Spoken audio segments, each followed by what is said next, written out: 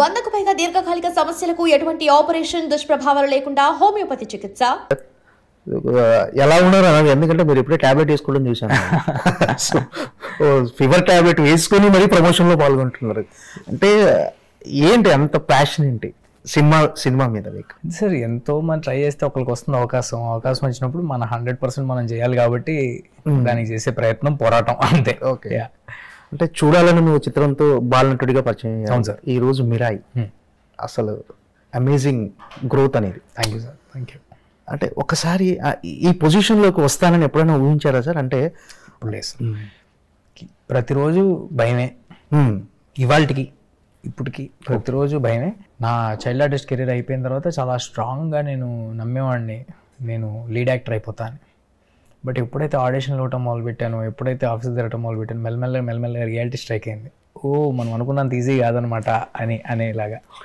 తర్వాత ఒక పాయింట్ వచ్చేపాటికి ఒక 26 ఏళ్ళు అలా వచ్చేసి, ఒక 25 ఏళ్ళు వచ్చేపాటికి భయం స్టార్ట్ అయింది. ఏంటి పని అవ్వట్లేదు, పక్కన ఫ్రెండ్స్ వాళ్ళు అంతా వేరే జాబులు జాయిన్ అయిపోయారు, లేకపోతే వ్యాపారాలు చేసుకుంటున్నారు. సో ఆ రోజు ఆ భయంలో ఉన్నప్పుడు నాకు ఒక ఓ బేబీ ఆపర్చునిటీ వస్తుందని తెలియదు, ఓ బేబీ వచ్చిన జాంబిరెడ్డి వస్తుందని తెలియదు. అలా ఏ రోజు రేపు ఏమొస్తుందో నాకు తెలియదు.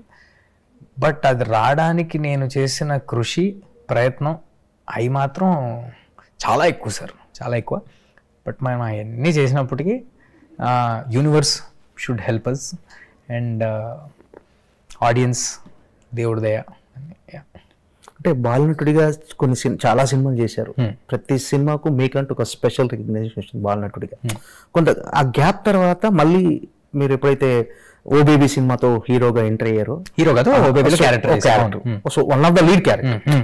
సో ఈ గ్యాప్ లో అనిపించేది సార్, ఏంటి మనం ఏం చేయబోతున్నాం, ఎలా ఎంట్రీ ఇవ్వాలి, ఆలోచన ఎలా ఉండేది అసలు? వెళ్ళిపోయాడు ప్రీ రిలీజ్ ఈవెంట్ స్పీచ్ వరకు వెళ్ళిపోయాడిని. ఓకే, మన కోరికలు మామూలు కోరికలు కాదు కదా. ప్రీ రిలీజ్ ఈవెంట్ స్పీచ్లు అసలు మన పెట్టి వినాయక్ గారు సినిమా తీసేస్తున్నారు, లేకపోతే పురి గారు సినిమా తీసేస్తున్నారు అనే ఆశలు. అంటే అదే సార్, డ్రీమ్స్ లేనిదే ఎలాగా బయలుదేరతాం. సో చాలా హై డ్రీమర్ నేను. కోరికలు చాలా ఉంటాయి, కానీ చాలా చాలా అంతకు మించిన రియలిస్టిక్ పర్సన్.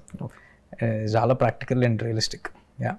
అంటే ఓబీబీ కంటే ముందున్న ఆ స్ట్రగులింగ్ పీరియడ్లో ఎప్పుడైనా డిసప్పాయింట్ అయ్యేవారా?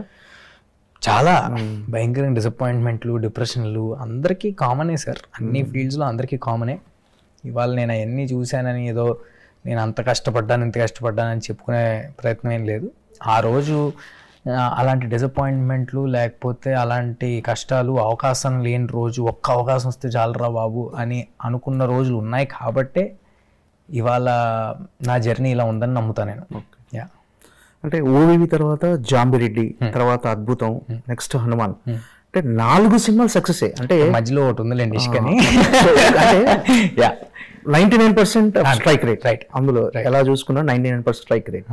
అంటే ఇన్ని సక్సెస్ నుండి హనుమాన్ లాంటి ఒక పాన్ ఇండియా సినిమా వచ్చిన తర్వాత కూడా మీరు ఇప్పటికీ ఈ రోజుకి నాకు భయమే అంటున్నారు, ఎందుకని? మన ఉన్న ఇండస్ట్రీయే ఒక 5% సక్సెస్ రేట్ ఉన్న ఇండస్ట్రీ సార్. 200 సినిమాలు చేస్తే అందులో ఒక 10 ఆడతాయి, 10 మంచి పేరు తెచ్చుకుని బాగా ఆడతాయి. సో చాలా భయంగా ఉంటుంది రోజు. బట్ మనం తీస్తున్న సినిమా పట్ల ఎక్సైట్మెంట్ ఆర్ అవి ముందుకు నడిపిస్తుంటాయి. అంటే హనుమాన్ లాంటి ఒక పాన్ ఇండియా సక్సెస్ వచ్చిన తర్వాత కూడా అంటే మీలో ఇంత మెచ్యూరిటీ, అంటే చాలా రియాలిటీలో మాట్లాడుతున్నారు, ప్రతి సినిమా మొదటి సినిమానే అని. అంతే కదా సార్. సరే, అంటే మామూలుగా అంటే కొంతమంది హనుమాన్ లాంటి ఒక పాన్ ఇండియా సక్సెస్ వచ్చిన తర్వాత లేదు మనం సెటిల్ అయిపోయినట్టే, మనం పాన్ ఇండియా హీరోనే అని ఒక కాన్ఫిడెన్స్ వచ్చేస్తుంది వాళ్ళకు, ఆ యాటిట్యూడ్గా కనిపిస్తుంది. కానీ మీరేంటి ఇంత మెచ్యూర్డ్గా, ఇదంటే ఎలా? అదేం లేదు సార్. అంటే నేను మేబీ చిన్నప్పటి నుంచి ఇక్కడ ఉండటం వల్ల ఎందుకో ఎంతోమంది రావటం చూశాను, నాకంటే గొప్ప సక్సెస్లు వచ్చి కూడా తిరిగి వెళ్ళిపోయిన వాళ్ళని చూశాను. సో ఎల్లప్పుడూ ఒళ్ళు దగ్గర పెట్టుకుని జాగ్రత్తగా పనిచేస్తూ ఉండాలి. మనకిచ్చిన అవకాశానికి 110% ఎఫర్ట్ పెట్టాలనేది ఒక్కటే ప్రయత్నం సార్. మిగతాదంతా మన చేతిలో లేదు. నేను అది ట్రైలర్ రిలీజ్లో అనుకుంటా మీరు మాట్లాడుతున్నప్పుడు, మీది ఇదంతా ఈ సక్సెస్ అంతా మీ టాలెంటా లేకపోతే అని మీరు అన్నప్పుడు, టాలెంట్తో పాటు డెఫినెట్గా అదృష్టం అనేది కూడా కలిసి రావాలి, గ్రహాల మూమెంట్స్ కూడా మాట్లాడారు. ఆ టైంలో మీరు వేసుకున్న టీషర్ట్ మీద డెస్టినీ అనుకోకండి, అవును, ఒక ప్రింట్ నేను అబ్జర్వ్ చేశాను. ఏంటి మీరు బాగా ఫాలో అవుతారా ఇది? ఈ గ్రహాల మూమెంట్స్ అని ఈ డెఫినెట్గా మన టాలెంట్ ఖచ్చితంగా మనకు కలిసి రావాలి, అది నమ్ముతారా గట్టిగా? మీరు ఇచ్చిన అంటే ఆన్సర్ సార్ బట్టి అలా అనిపించింది. నేను ముహూర్తాలు చూసుకోవటం, జాతకాలు చూసుకోవడం అలాంటివి ఏం చేయను సార్, అసలు నథింగ్. బట్ మనం చేసే పనికి యూనివర్స్ తోడవ్వాలి, మన ఇంటెన్షన్స్ రైట్గా ఉండాలి. ఫస్ట్ లోపల నుంచి మనం ప్యూర్గా ఉండాలి, ఎవరి పట్ల రాంగ్ ఇంటెన్షన్స్ ఉండకూడదు. అది ఉంటే ఫస్ట్ పాజిటివ్ అట్మాస్ఫియర్ ఉంటుంది, తద్వారా అది మన వర్క్లో కూడా రిఫ్లెక్ట్ అవుద్ది, అంతవరకు నమ్ముతా. మీరు అన్న డెస్టినీ టీషర్ట్ అది సినిమాలో వన్ ఆఫ్ ద లైన్ అలా వేసుకుంది తప్పితే అదేదో నేను నమ్మి వేసుకుంటుంది కదా. బట్ డెఫినెట్గా సార్ ఇలాంటి ఇండస్ట్రీలో కొన్ని మనం వచ్చిన ప్లేస్ నుంచి ఇవాళ మనం ఉన్న ప్లేసు మనం ఎక్స్పెక్ట్ చేయండి. సో ఇవన్నీ జరుగుతున్నాయంటే మన ఎఫర్ట్, మన హార్డ్ వర్క్, మన సెన్సిబిలిటీ ఎంత ఉన్నప్పటికీ we are at the right place at the right time with right people. So అంటే మీరు ఎందుకంటే పాన్ ఇండియా హీరో అని పిలవద్దు, నన్ను అలా పిలవటం వేరే వాళ్ళకి ఇబ్బందిగా ఉంది అంటున్నారు. ఏంటి మీకేమన్నా ఇబ్బంది కలిగిందా? ఇలా ఎవరన్నా ఏంది? అదేమీ లేదు సార్. అంటే అనిపిస్తుంది కదా సార్, అంటే I'm yet to do a lot of work. చాలా పెద్ద బాడీ ఆఫ్ వర్క్ చేయాలి, ఒక 15-20 years గ్రేట్ వర్క్ చేయాలి. So it's too early for anybody. ఒక్క సినిమా తాలూకా సక్సెస్సో ఫెయిల్యూరో నన్ను డిఫైన్ చేయకూడదు. నా ఎఫర్టు, నా క్రాఫ్ట్, నా టాలెంట్, నా సిన్సియారిటీ నన్ను డిఫైన్ చేయాలని నమ్ముతా. సో అది ఏం సరే, మిరాయి ఎలా ఉండబోతుంది? మరోసారి లార్జర్ దెన్ లైఫ్ స్టోరీ, ఒక ఇతిహాసాలు, మైథలాజికల్ అన్నీ టచ్ ఉన్నట్టుగా, అంటే ట్రైలర్స్ చూస్తే అన్నీ డెఫినెట్గా థియేటర్కి వెళ్ళి సినిమా చూసేయాలి అని ప్రేక్షకుల్లో ఒక యాంగ్జైటీ, డెఫినెట్గా చూసేయాలని ఒక కలిగింది. ఏంటి మిరాయి ఎలా ఉండబోతుంది అసలు? చిన్న పిల్లల దగ్గర నుంచి 3 ఏళ్ళ పిల్లల దగ్గర నుంచి, నేను మొన్న ప్రెస్ మీట్లో కూడా ఇదే చెప్పాను, 3 ఏళ్ళ పిల్లల దగ్గర నుంచి 80 ఏళ్ళ వారి వరకు అందరికీ ఒక రిలవెంట్ ఫిల్మ్ తీసామండి. It is a film that is relevant across generations. Fantasy, action, emotion, elevation, devotion అన్నీ కలిపి ఉన్న subject. And moreover extraordinary making, visual. మీరు ట్రైలర్ చూస్తే మీకు అర్థమవుతుంది. ఒక విజువల్గా ఒక కొత్త వరల్డ్. మనం తెలుగు సినిమాలో, నేను కాన్ఫిడెంట్గా చెప్పగలను, మన తెలుగు సినిమాలో ఇప్పటివరకు చూడని కైండ్ ఆఫ్ యాక్షన్ ఎపిసోడ్స్ ఇవన్నీ ఉన్నప్పటికీ కూడా చాలా కథ, వెరీ రిచ్ స్టోరీ, అంటే ఎక్కువ కథ ఉన్న సినిమా.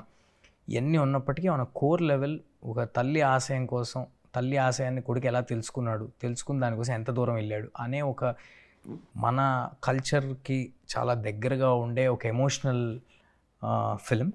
బట్ చాలా ఎక్సైటింగ్గా ఉంటుందండి, థ్రిల్లింగ్గా ఉంటుంది. స్టార్టింగ్ నుంచి ఎండింగ్ వరకు మీకు ఒక సాలిడ్ కథ చెప్తున్నట్టు, మీరు అలా హుక్ అయ్యి ఒక చందమామ కథ చూసినట్టు చూస్తారు సినిమాని. అంటే ఈ కథ విన్నప్పుడు ఖచ్చితంగా ఈ సినిమా చేసేయాలి అని మీకు గూస్ బంప్స్ వచ్చి రక్తం మరిగిన అంశం ఏంటి? అంత ఎలిమెంట్ ఏంటి అసలు ఈ సినిమాలో? ఖచ్చితంగా చేసేయాలి. నేను ఎప్పుడు అలా ఫీల్ అవ్వకపోతే అసలు చేయనండి సినిమా. నేను 100% ఫుల్ ఎక్సైట్ అవ్వాల్సిందే. సో ఏదో లెక్కలు వేసుకుని కొలతలు వేసుకుని చేయటం అనేది ఎప్పుడు నాతో ఉండదు. ఈ పర్టికులర్ ఫిల్మ్ యాక్షన్ అడ్వెంచర్ అనేది మన తెలుగు సినిమాల్లో చాలా అరుదుగా వచ్చే ఒక ఇది. అండ్ మోర్ ఓవర్ అశోకుడు 9 పుస్తకాల గురించి, ఆ జ్ఞానం గురించి ఒక మిత్ మనం ఇప్పటి నుంచో వింటూ ఉన్నాం. అదొక ఎక్సైటింగ్ ఎలిమెంట్.